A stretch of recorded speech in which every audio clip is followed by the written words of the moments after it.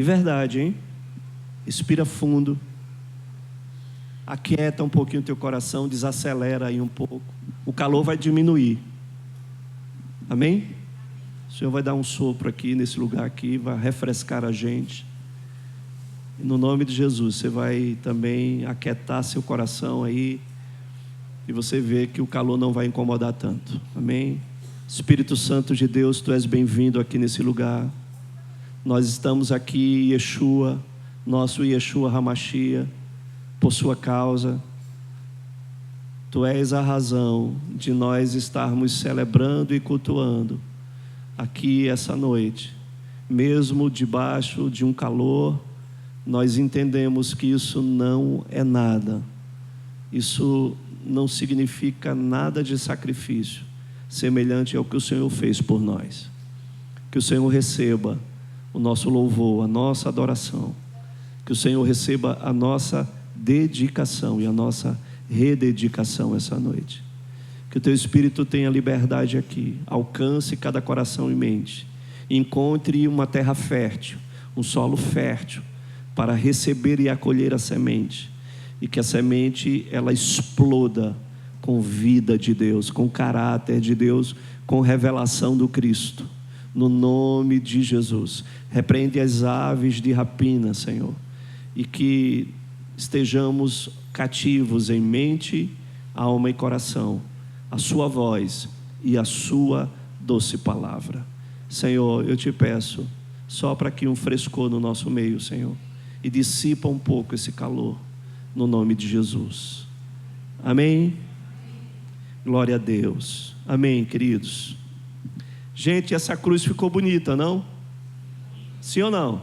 Sim. Glória a Deus. Ela é proposital hoje aí. Amém? Ela é proposital. Queridos, hoje eu resolvi, quero fazer isso de uma forma bem objetiva, tá? Mas eu preciso fazer isso. Eu preciso navegar um pouco essa noite, um pouco na história, tá? E eu quero fazer isso para trazer clareza, entendimento, né, e um posicionamento. E temos pessoas novas, né, e outras que precisam de fato ter essa visão, né, trazer essa clareza. Então hoje eu vou navegar um pouco na história, para que quando a gente não visita a história, é possível que a gente possa cometer os mesmos erros, caso a gente não conheça um pouco e nos visitem no caso da história.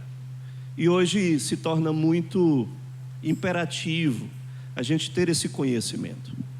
Então, a gente vai falar um pouco sobre Hanukkah, mas nós vamos falar um pouco também sobre Natal, né? Por quê?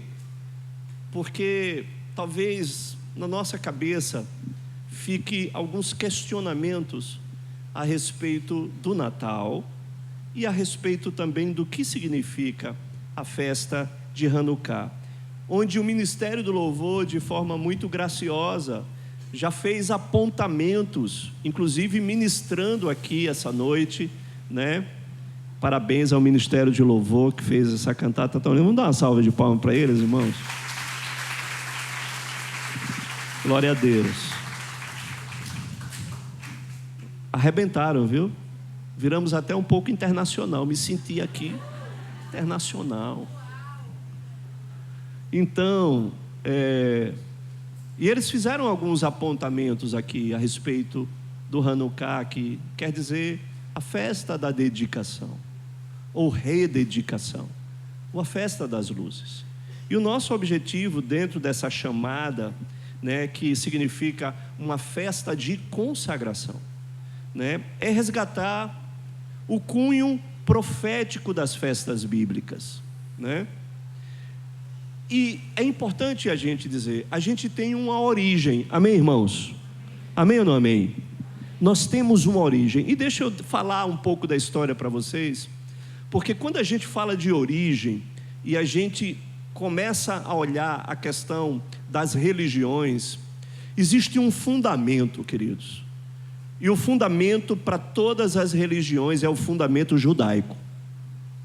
Seja ela cristã, seja ela judaico, seja ela muçulmana, o fundamento ele é judaico. Fundamento é a Torá. E a gente não tem como se desvencilhar disso. Então, a gente mesmo não sendo judeu, o nosso Salvador, Yeshua HaMashiach, ele é judeu. Amém ou não amém? Ele é judeu. E como judeu, ele celebrou todas as festas e apontou as festas como sendo ele a revelação e a convergência de todas as festas, sendo ele o principal ator de tudo isso. Isso é muito tremendo, isso é muito revelador, isso é muito profético, é muito lindo, quando nós visitamos cada festa e vemos de forma clara e reveladora que todas elas falam de Jesus, que todas elas falam do Cristo, que todas elas apontam para Jesus. Isso é poderoso. Então entender que o nosso fundamento ele é judaico, e não só o nosso fundamento ele é judaico, mas depois que Jesus veio na nova aliança, ele aperfeiçoou ainda mais o fundamento judaico, porque ele se tornou o fundamento. Ele é o fundamento, amém? Diga, ele é o fundamento. Jesus, ele é o nosso fundamento. E é por isso que ele é, de forma muito apropriada, declarado como ele é a rocha. A nossa rocha é ele é o nosso fundamento. E quando ele mesmo foi revelado como esse fundamento, o nosso fundamento, ele deixou de ser apenas judaico e ele passou a ser judaico-cristão por causa do nosso Cristo. Amém? Por causa do nosso Cristo. Então o nosso fundamento é esse, irmãos. E nós não temos como abandonar, como deixar isso. E por isso nós celebramos, é claro que nós celebramos o nascimento do nosso Cristo. Sim ou não? Celebramos sim o nascimento de Jesus, porque de fato nós precisamos celebrar todos os dias. Inclusive, é claro, dando ênfase, principalmente nas festas bíblicas, e na festa de tabernáculo, nós precisamos também enfatizar o seu nascimento, porque o seu nascimento se deu em tabernáculos, sim ou não? E nós precisamos fazer isso. Isaías capítulo 9, vamos abrir em Isaías capítulo 9.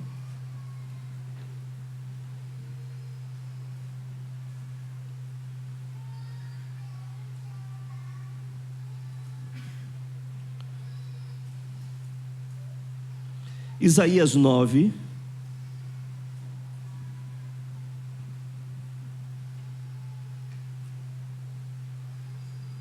verso 2.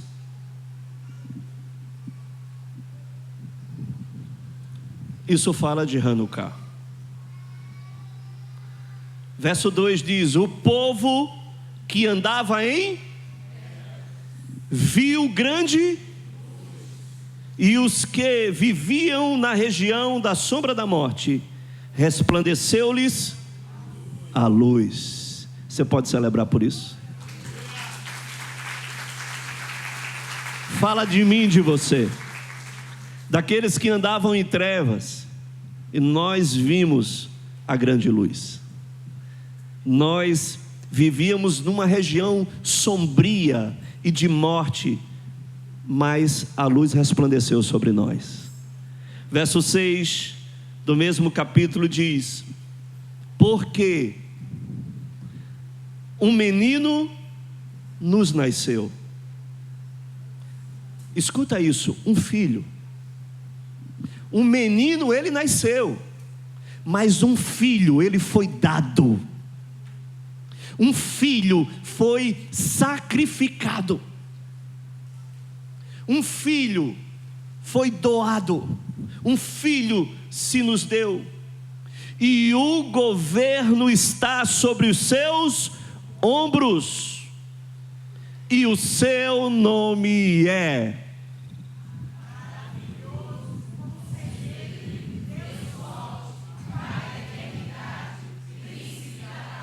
E o seu nome é, mais forte, maravilhoso, conselheiro, Deus forte, Pai da eternidade, príncipe da paz. Você pode dar um aleluia por isso?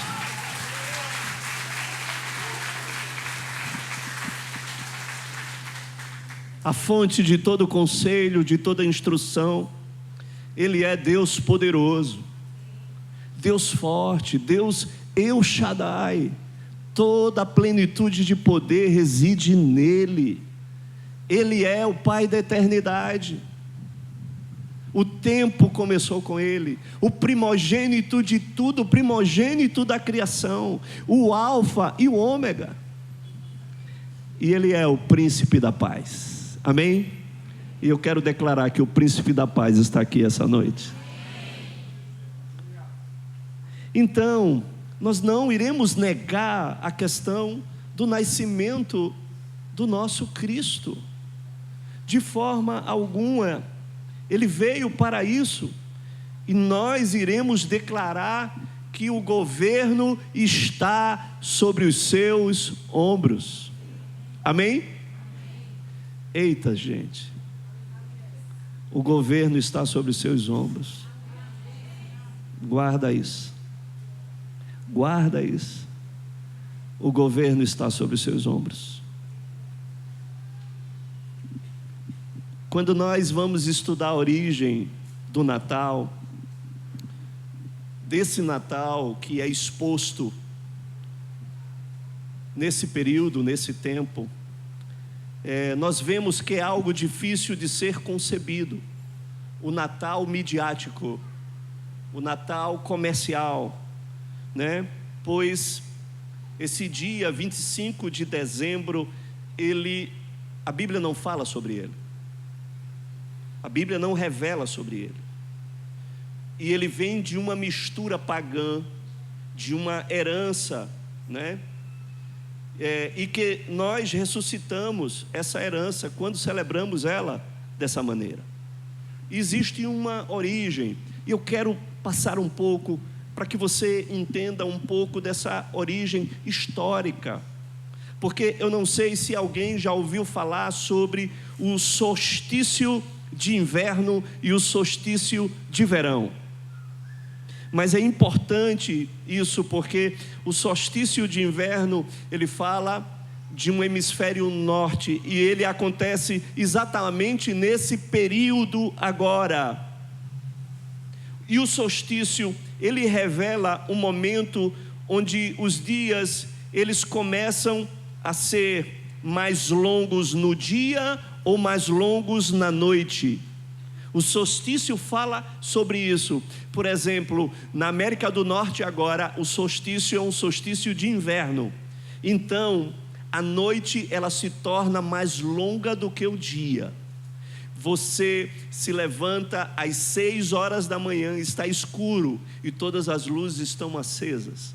No solstício do hemisfério sul é o solstício de verão, e nesse momento os nossos dias eles parecem ser mais longos do que a noite, e ele tem uma revelação em cima de tudo isso, porque ele declara de forma simbólica que o sol, ele venceu a escuridão.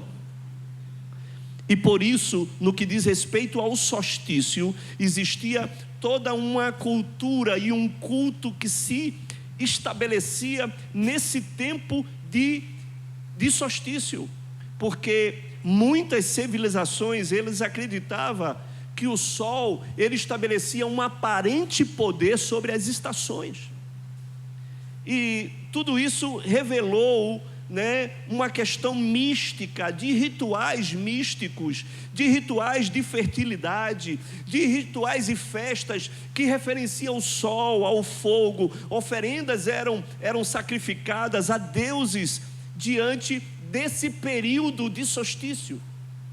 E tudo isso trouxe uma influência grande que desembocou isso dentro do que a gente chama Natal, né? Os antigos romanos, nesse período, né, exatamente agora, nos meados de dezembro, eles festejavam uma festa chamada de Saturnália, que era uma festa a um deus chamado Saturno. E nesse momento eles trocavam presentes, se trocavam presentes durante esse período, né? E também se estabelecia uma coisa mística entre o Natal e o Carnaval. Existia essa realidade. Só que um imperador chamado Constantino, um imperador romano, ele, em um ano mais ou menos 335, ele estabelece o primeiro Natal. E ele estabelece o primeiro Natal pagão, porque a Roma, ela trouxe o paganismo para dentro do cristianismo. E ele estabeleceu o primeiro Natal cristão e pagão juntos. Então pegou toda essa história pagã, toda essa herança pagã, de deuses como o sol, de deuses de fertilidades, de deuses de uma cultura religiosa politeísta. Então tudo isso, ele veio na verdade como uma herança pagã para dentro do cristianismo, e isso de uma forma imposta. No império de Constantino ele impôs isso, e como ele impôs essa questão do Natal com uma forma de muita pressão, e todas as pessoas que resistiram à imposição do Natal, queridos, houve derramamento de sangue nesse período. Pessoas foram mortas ao fio da espada e enforcados por conta do Natal. Quem é que já sabia disso aqui? Como é que o Natal foi imposto com derramamento de sangue? Pessoas mortas, enforcadas, que não se submetiam ao Natal estabelecido pelo imperador romano. Então foi feita essa aliança pagã do cristianismo. A intenção, escute isso, a intenção era cristianizar o paganismo e paganizar o cristianismo, a fazer uma junção, uma grande aliança. E o resumo se tornou a fusão do culto solar com o culto cristão. Isso se definiu o Natal naquela época. E aí muitas outras coisas foram inseridas dentro desse contexto, né? Como a origem da árvore de Natal. A origem da árvore de Natal, ela é incerta em alguns países que disputam a origem de como foi criada a árvore de Natal. A Letônia e a Estônia, elas dividem isso lá no século XVI. Depois você vai procurar pesquisar, você vai ver isso. Mas a antiguidade, a árvore era um símbolo de prosperidade. As árvores eram um símbolo de prosperidade e de fertilidade. E várias festas religiosas de diferentes povos, eles traziam as árvores como também um culto à própria árvore, porque elas tinham essa simbologia. Os países nórdicos consideravam um pinheiro como um símbolo de prosperidade, porque eles mantinham as folhas verdes, inclusive nos invernos muito castigantes. Os invernos na Europa, naquela região nórdica, eram invernos muito pesados, e apenas os pinheiros, eles mantinham as folhas verdes, e eles achavam que existia algum mistério especial no pinheiro, e por isso eles adoravam até árvores semelhantes a essa. Os romanos usavam como decoração nos templos durante a Saturnália. Ao culto a Saturno, os pinheiros eram usados decorativamente né? E eles prestavam, no solstício de inverno, adoração, sacrifício e ofertas aos pinheiros, como a Saturno, e utilizavam esses pinheiros também como isso. E muitas outras coisas, outros povos começavam a levar as árvores para dentro de casa, porque eles entendiam que árvores feitas um pinheiro, elas atraíam a prosperidade para dentro das suas casas. Mas quando o cristianismo começou a crescer na Europa, tudo isso enfraqueceu, porque o poder do cristianismo no Cristo, o poder do cristianismo concentrado, centralizado no Cristo, fez desvanecer tudo isso. Mas, mesmo assim, todas essas coisas, elas tiveram levantes novamente. Existe uma história de um bispo saxão, também nos países germânicos, no século VIII, que ele encontrou pessoas fazendo sacrifícios debaixo de uma árvore, de um carvalho, que era uma árvore também sagrada dentro dos nórdicos, e eles faziam esses sacrifícios a um deus chamado Deus Trovão. Quem sabe quem é o Deus Trovão? Oh, muito bem. Viram muito filme de Thor, né? Todo mundo viu o filme de Thor. Cuidado, viu, maridos? Essas mulheres viram o filme de Thor, eu sei porquê, viu? Cuidado, minha mulher não foi assistir filme de Thor, porque o Thor de lá de casa sou eu.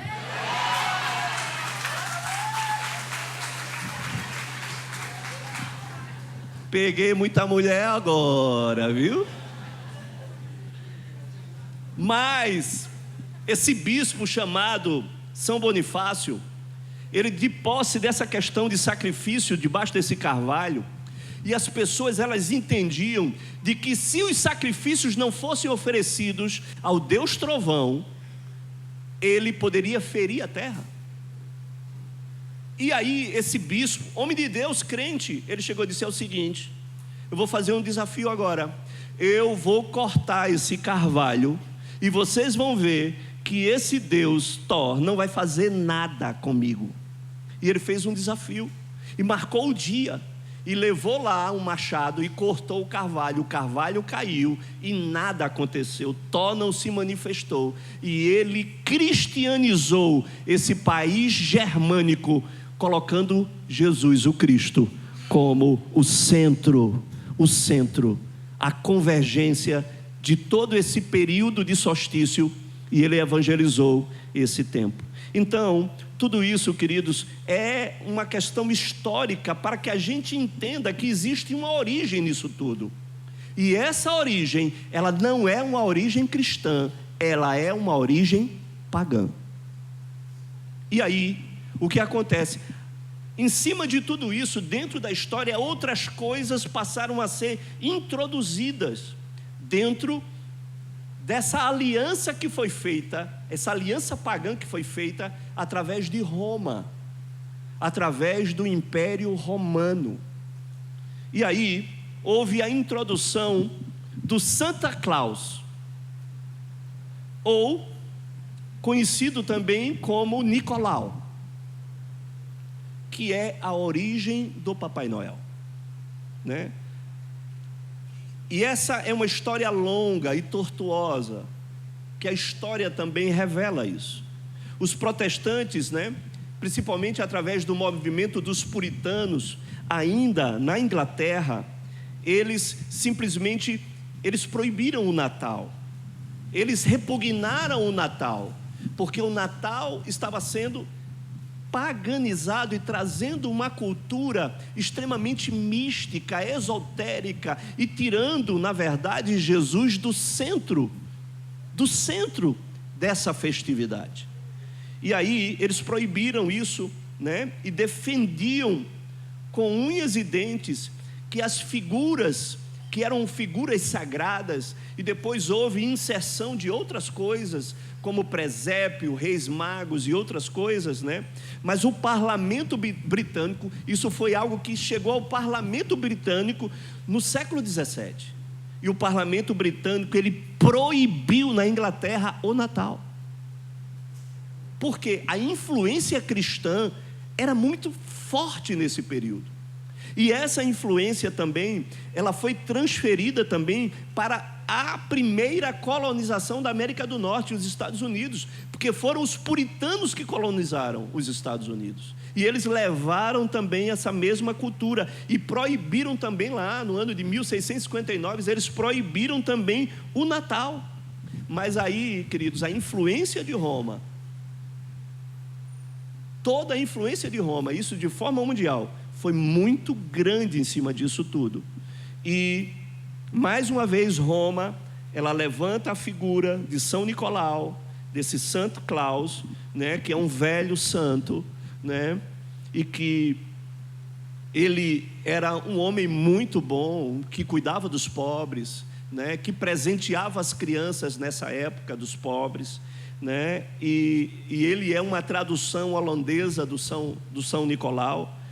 E tudo isso foi introduzido também com a figura do Nicolau, que se transformou na figura do Noel, do Papai Noel. E tudo isso, querido, foi enfraquecendo o nosso entendimento, né, do nascimento e da figura de Jesus, né, sendo completamente ofuscada, né, e passando hoje a trazer diante de nós uma revelação e talvez uma imagem. Eu acho que a imagem ficou mais forte em cima disso tudo, porque essa influência cultural, inclusive dos Estados Unidos, aqui no Brasil também foi forte, né? Na figura do Noel. Eu estava falando aqui para algumas pessoas que esse ano a igreja da Califórnia fez um show dentro da igreja, irmãos, uma igreja enorme, e colocou um cabo de aço e Noel descendo no altar. Uma igreja protestante da Califórnia. Você imagina isso? A que ponto nós chegamos? Com árvore de Natal imensa dentro da igreja e Noel chegando dentro de cabo de aço, de trenó, e aterrissando dentro do altar. Está na internet. Então isso de fato é paganizar tudo isso. E essa influência a gente também começou. E daí, quem não ouviu isso? Porque todos nós, enquanto crianças, ouvimos falar, né? E se começou a ensinar a questão das boas práticas que irão ter recompensa. Presentes na árvore de Natal em prol de bom comportamento. Quem não ouviu falar disso? Sim ou não? Quantos pais não fizeram isso? Só vai receber presente. Se tiver bom comportamento, só vai receber presente de Natal na árvore com as boas práticas. Tudo isso foi influência que nós recebemos, queridos. Enfim, eu estou trazendo tudo isso para que a gente possa entender o quanto nós recebemos de toda essa influência cultural, mística, esotérica, e o que nós precisamos entender é que Jesus é o centro de tudo, queridos. Não dá para negociar. Jesus é o centro de tudo. Tudo precisa convergir para Ele. Nada pode roubar o foco dEle, porque tudo que rouba o foco dEle se torna idolatria. Sim ou não? Nada.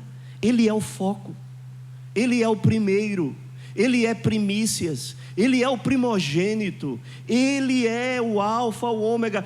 Tudo foi feito, criado por meio dEle. Tudo que subsiste, subsiste por causa dEle. E tudo foi criado para Ele. Não tem como dividir nada. Não dá para dividir. E a nossa mente, ela foi sequestrada. Porque hoje, sinceramente, vamos ser sinceros, quando nós falamos de Natal, qual é a imagem que vem na sua mente? Sinceramente, vamos falar. Árvore de Natal. Aí vem árvore de Natal, vem presente e vem Noel. Não é assim? Por quê? Porque a mídia sequestrou essa primeira imagem que vem na nossa mente. E nós precisamos de uma metanoia.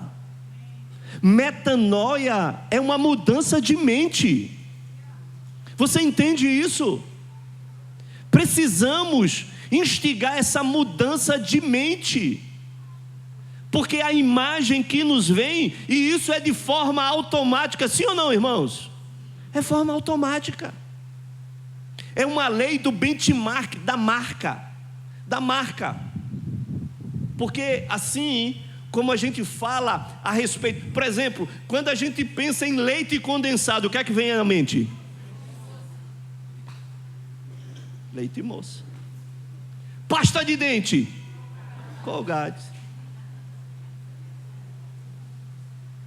Então isso é o poder da marca e da imagem que nos sequestram e que nós precisamos resgatar o cunho profético disso. Amém ou não amém?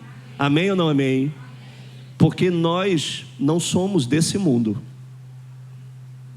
A nossa origem é outra. Então, queridos, qual é o nosso principal símbolo do cristianismo? Qual é o principal símbolo do cristianismo? Estou falando de símbolo. A cruz. A cruz é o nosso principal símbolo do cristianismo, irmãos. E olha, eu pedi para Carmen e as suas ajudantes fazerem isso na cruz. Porque o que custa para nós substituirmos as nossas árvores de Natal pelo símbolo que de fato revela o nosso cristianismo? Sim ou não? Aqui está falando do Cristo. Este é o símbolo que fala do Cristo. É a cruz, irmãos. Porque a cruz, ela fala do maior sacrifício de amor da história da humanidade. Sim ou não? Aqui está o fundamento da nossa fé. A cruz é o fundamento da nossa fé. A nossa aliança, ela está respaldada na cruz. Ei, a cruz é o pódio da nossa vitória. É a cruz, irmãos. É a cruz. O maior adereço da cruz se chama Jesus Cristo de Nazaré. Ele é o maior adereço da cruz. Ei, deixa eu lhe dizer uma coisa. O maior presente posto sobre uma árvore, não, sobre uma cruz, se chama Yeshua HaMashiach. Ele é o nosso maior presente. Ele é tudo que nós precisamos, queridos. E aí, ao invés de levantarmos árvores, vamos levantar cruz nas nossas salas, irmãos. Vamos sentar com os nossos filhos e falar da história da cruz. Para que eu colocarei uma árvore que traz um sequestro de imagem nas nossas mentes de algo que não é real para nós? E por que não colocarmos isso e resgatarmos e restaurarmos a história que mudou, a única história que mudou em duas partes, a história da humanidade? Porque a história da humanidade até hoje é dividida em antes dele e depois dele. A nossa vida é dividida antes dele e depois dele. Alguém pode celebrar por isso, sim ou não?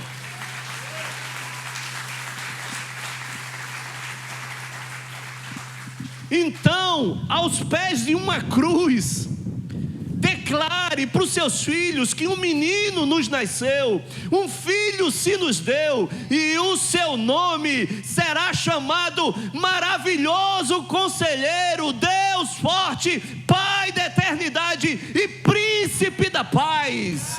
A mesa, fale sobre ele. A mesa, fale do seu sacrifício. A mesa, traga o memorial sobre quem ele é, sobre o que ele fez, sobre o que ele está fazendo.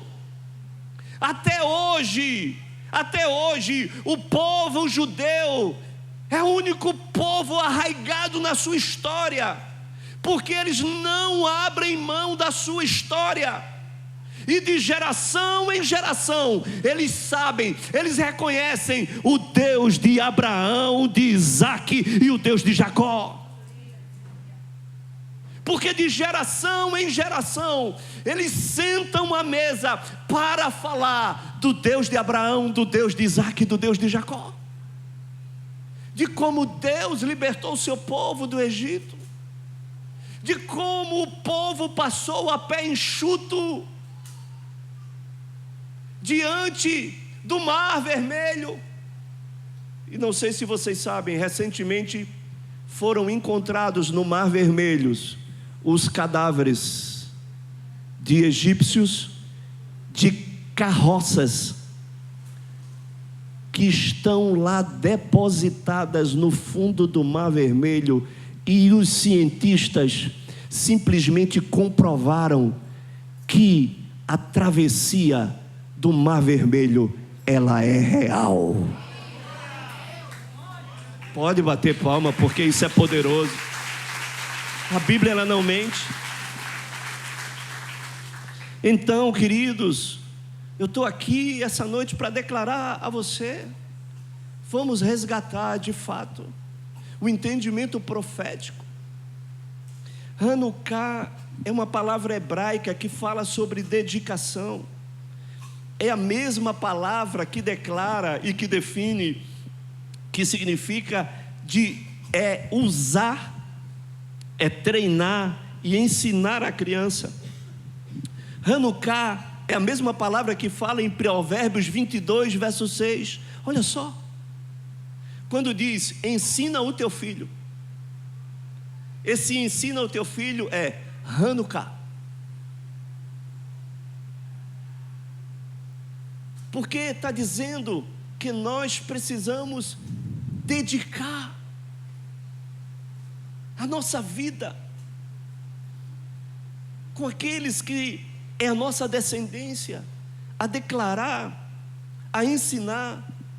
Significa tornar um hábito, focar de forma insistente em uma coisa, até que aquilo se torne um hábito e nunca seja esquecido.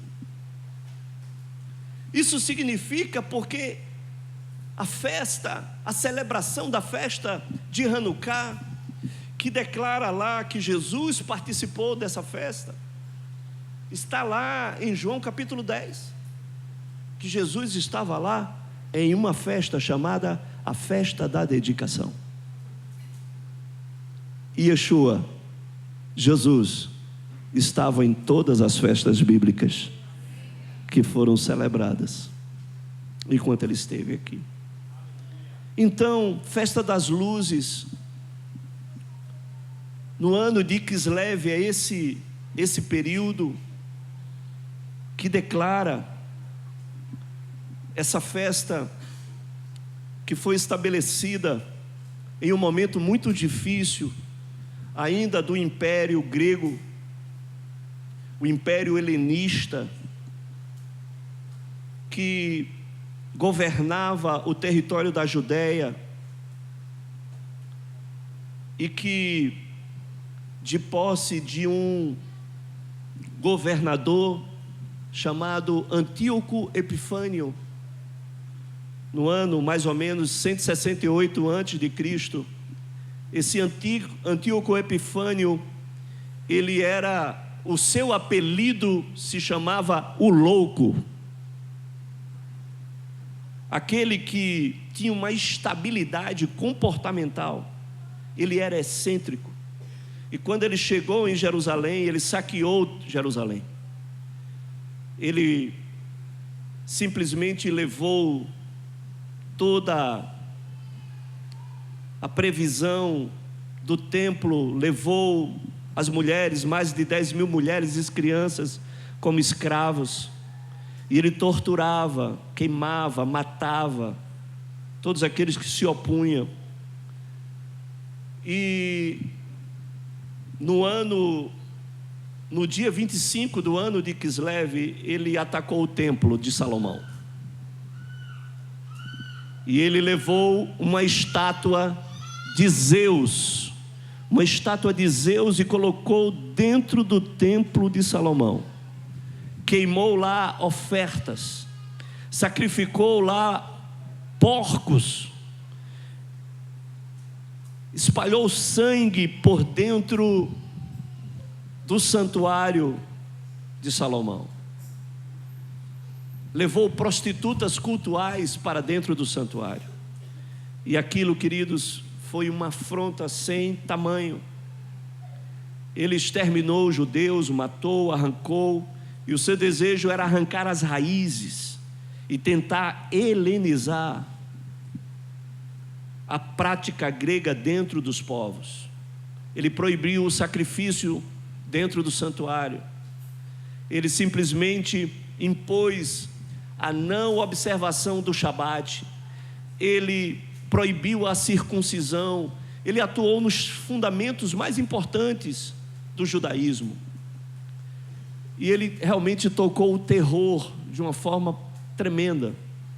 Matou famílias inteiras que se negavam a comer as carnes que eram sacrificadas, do templo. E tem uma história que eu não me canso de falar, de uma família inteira, uma família judia, que tinha uma mãe, onde o pai, por se opor a essas práticas, foi cruelmente assassinado. E a família inteira perseguida, uma mãe com 7 filhos, e que eles foram obrigados a comer carne sacrificada, carne de porco, senão morreriam, E ela, juntamente com seus filhos, foi pressionada, torturada, a dizer: olha, se você não obrigar os seus filhos a comer dessa carne, nós iremos matar um por um, e você vai ver todos eles morrendo à sua frente. E ela disse: não irei comer, e os meus filhos também não comerão, e para nós não cabe outra alternativa. E conta-se a história que essa mulher viu, filho a filho, ter as suas cabeças decepadas, porque todos os seus filhos negaram se contaminar com essas carnes sacrificadas aos outros deuses. E ao final do seu último filho, essa mulher, ela simplesmente levantou a sua voz e ela fez uma oração de agradecimento, levou as suas mãos aos céus e agradeceu por ela ter sido permitida viver e ver que os seus 7 filhos não se dobraram diante da pressão, mas que foram mortos, mas foram mortos santificando o nome do Senhor e a sua lei. Esse episódio, ele comoveu toda a comunidade judaica em Jerusalém, e levantou uma família, chamada a família dos Macabeus. Vocês sabem que existe um livro chamado Livro dos Macabeus. Ele não está incluído no nosso cânon, mas é um livro histórico. E esse livro histórico, os judeus, eles consideram esse livro como um livro histórico. E ele conta essa história. E os Macabeus, através do seu pai, do patriarca chamado Matatias, ele vai para o templo de Jerusalém, e ele leva os seus filhos, e eles matam as pessoas que estavam lá profanando o templo. Eles tomam o templo, aquele pequeno grupo de um pai com seus filhos, e eles retomam o templo, levanta novamente outras pessoas para promover uma resistência contra Etíoco Epifânio em Jerusalém. E mesmo as tropas tendo ido para lá, eles suportaram toda a resistência do exército de Etíoco Epifânio e seguraram o templo de Jerusalém e não deixaram com que o exército tomasse novamente Jerusalém, o seu templo. E expulsaram de Jerusalém e começaram um trabalho de reparação no templo, de consagração no templo, removendo as pedras que foram contaminadas, compuscadas com sangue de animais abomináveis, limparam as paredes, e ergueram novamente o altar. E passaram 3 anos fazendo isso, e depois de 3 anos eles reinauguraram o templo, eles rededicaram o templo, e eles resolveram reacender a menorá, uma menorá semelhante a essa que está aqui, sendo que era uma menorá de 9 hastes, que era uma menorá que se chama Hanukiah. E naquele dia havia azeite apenas para um dia apenas, e eles estavam reinaugurando o templo, e não havia, na verdade, tempo hábil para se produzir novamente o azeite. Era 8 dias de viagem para conseguir o azeite, e eles resolveram naquele momento, mesmo assim, rededicar o templo, trazendo um novo sacrifício. Eles acenderam a menorá, que era um azeite de um dia, e esse azeite de um dia, milagrosamente, ele durou 8 dias inteiros, e isso foi marcado na história como o milagre do azeite, que fez com que a luz da menorá não se apagasse. Então, queridos, Hanukkah, ele representa para nós que o Senhor, nesse tempo tão difícil que nós estamos vivendo, Ele vai trazer uma provisão de azeite para nós, para que a nossa lâmpada não se apague. Quem deseja essa provisão de azeite hoje? Deus, Ele é poderoso para trazer uma provisão de azeite e fazer com que a nossa lâmpada não se apague. É necessário nós, num dia de hoje, fazermos uma dedicação, uma rededicação, da gente ter uma análise interior e ver o que é que nós permitimos dentro do altar do Senhor, que somos nós, eu e você. O que é que tem entrado de contaminação dentro do altar? O que é que nós deixamos entrar que tem contaminado o templo do Senhor? Porque foi isso que aconteceu naqueles dias, aonde as nossas alianças, elas estão sendo fragilizadas, aonde os nossos pactos estão sendo completamente vulneráveis diante do Senhor. O que é que nós temos deixado de observar nesse tempo? O que é que nós precisamos rededicar nesse tempo? O que é que nós estamos precisando reconsagrar nos dias de hoje, para que a nossa lâmpada, ela continue acesa? Isso é o significado, porque Ele é a luz do mundo, e aquele que permanecer nele, esse não viverá em trevas. João capítulo 1, verso 3, veja o que diz.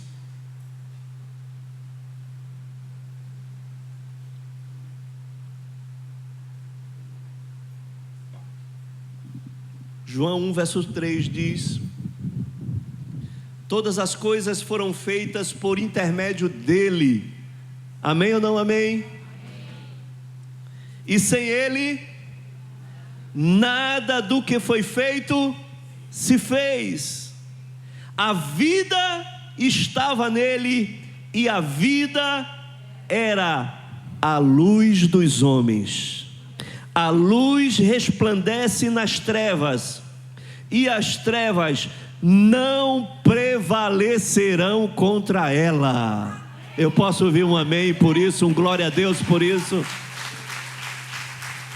Precisamos nesse tempo, um tempo de dedicação, um tempo de devoção, um tempo de entrega, um tempo de nós estarmos de fato guerreando, lutando e não deixarmos, não permitirmos que o nosso templo ele seja profanado, que o nosso templo seja contaminado, mas que nós venhamos a estar rededicando a nossa vida com aquele que garantiu para nós que irá nos dar uma provisão de azeite.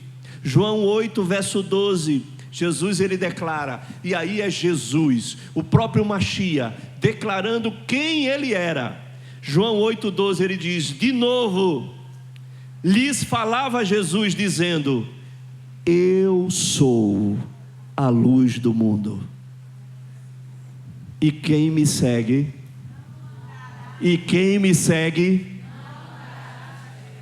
pelo contrário, terá a luz da vida. Glória a Deus. Deixa eu lhe falar hoje, o mesmo Espírito que agiu sobre Antíoco Epifânio, ele está agindo nos dias de hoje, para tentar prostituir o Natal, as festas bíblicas, para tentar desvirtuar, para tentar tirar o foco da cruz, o foco de Jesus. Um menino nos nasceu, um filho se nos deu. E ele disse,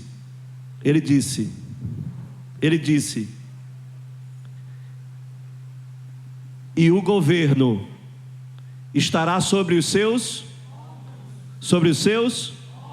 aonde foi que ele resgatou o governo? Aonde foi que ele resgatou o governo? E colocou sobre os seus ombros? Na cruz do Calvário. Na cruz do Calvário. Foi lá que ele trouxe o governo. Quem recebe essa palavra?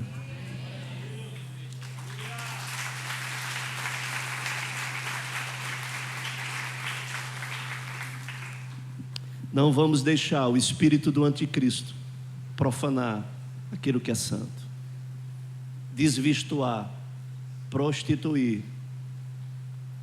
Não. Nós precisamos resgatar. E eu quero que nós, homens, mulheres, pais,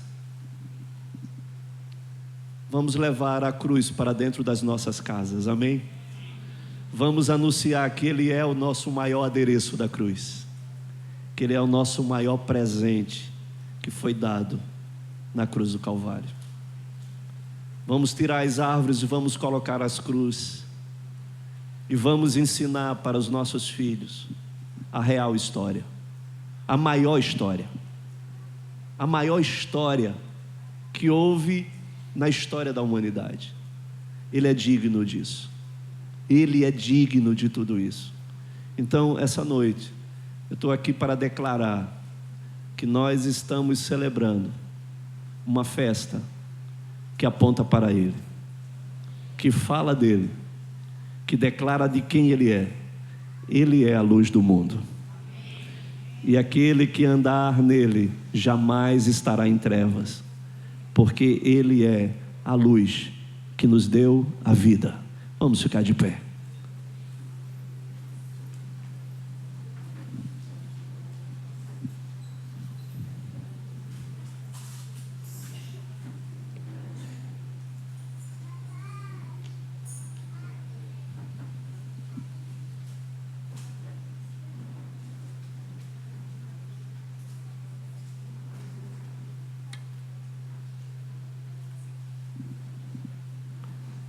Ministério do Louvor, por favor.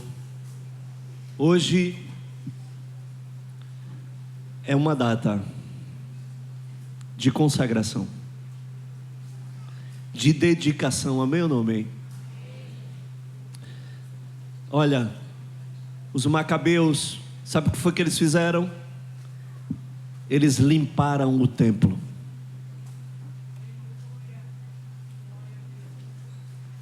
Será que precisamos limpar o templo?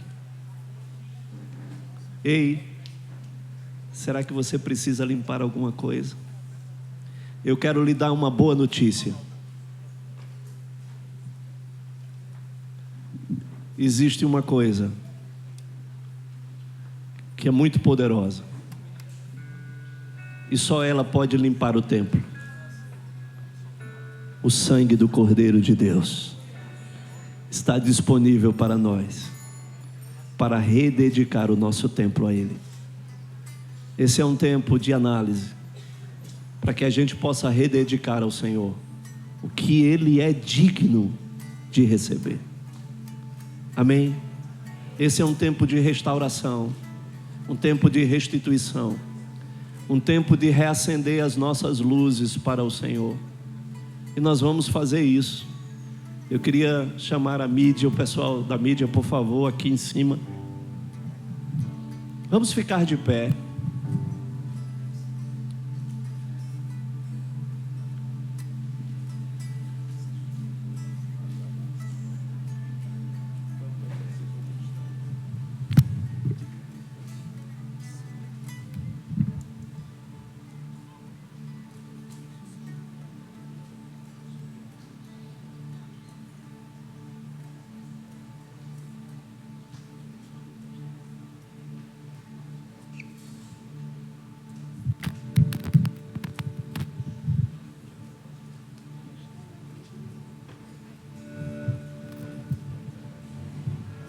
Amém.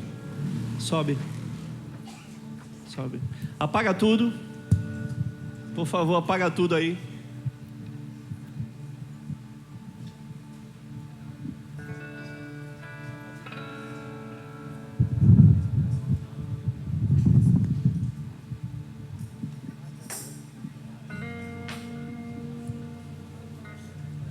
Por favor.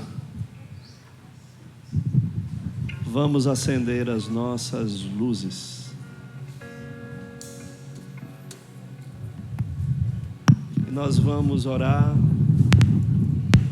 e ministrar ao Senhor de uma forma profética, declarando que a luz sempre prevalecerá sobre as trevas. Ele é a nossa luz. Ele é o nosso luzeiro. Ele é a estrela que brilha. Ele é a estrela da manhã. Esse é um momento de nós celebrarmos a Ele.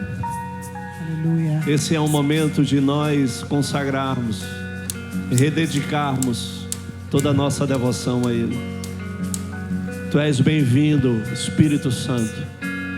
Tu és bem-vindo, Yeshua. Estamos aqui por sua causa. Estamos aqui porque um dia você nasceu, mas nasceu com um propósito. Você foi um menino que nasceu, mas foi um filho que se deu. Você é o filho que se deu, o filho único, o unigênito que se tornou o primogênito, porque foi as primícias daqueles que morrem. Foi você, Senhor. Foi o primogênito de tudo, mas também foi o primogênito, aquele que se tornou sacrifício em nosso lugar. Nós não temos como te agradecer, Senhor. Não temos como render graças a Ti. Queremos entregar a nossa vida a Ti, Senhor. Tudo que tenho, tudo que sou, nós queremos entregar nas Suas mãos. Essa noite receba a nossa dedicação, nossa entrega, nossa consagração a Ti, Senhor. Aleluia.